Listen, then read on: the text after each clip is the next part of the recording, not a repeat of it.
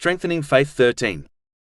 In a narration found in Imam Munzari's Awareness and Apprehension, number 28, the Holy Prophet Muhammad, peace and blessings be upon him, advised two characteristics which lead a Muslim to paradise. In a narration found in Imam Munzari's Awareness and Apprehension, number 28, the Holy Prophet Muhammad, peace and blessings be upon him, advised three characteristics which lead a Muslim to paradise. The first is to consume lawful food.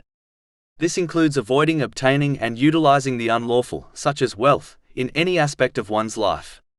It has been warned in a narration found in Sahih Muslim, number 2342, that the righteous deeds of a Muslim who utilizes unlawful provision will not be accepted by Allah, the Exalted.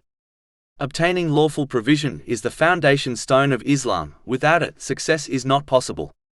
As one's lawful provision was allocated to them over 50,000 years before the creation of the heavens and the earth, according to the narration found in Sahih Muslim, number 6748, a Muslim must therefore utilize their strength and resources in obtaining it, full well believing they will receive it. This will prevent them from pursuing the unlawful. The second characteristic mentioned in the main narration under discussion is following the traditions of the Holy Prophet Muhammad, peace and blessings be upon him.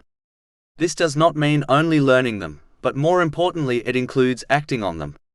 This encompasses fulfilling the commands of Allah, the Exalted, refraining from his prohibitions and facing destiny with patience. A Muslim must never cherry-pick which traditions to follow, nor misinterpret them in order to fulfill their desires.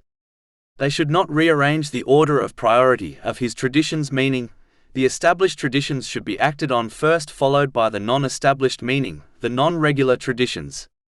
As the Holy Prophet Muhammad, peace and blessings be upon him, is the practical role model of the Holy Quran, it is not possible to achieve success and peace in either this world or the next without following in his footsteps practically. Chapter 3 Ali Imran, verse 31. Say, Prophet Muhammad, peace and blessings be upon him, if you should love Allah then follow me, so Allah will love you and forgive you your sins.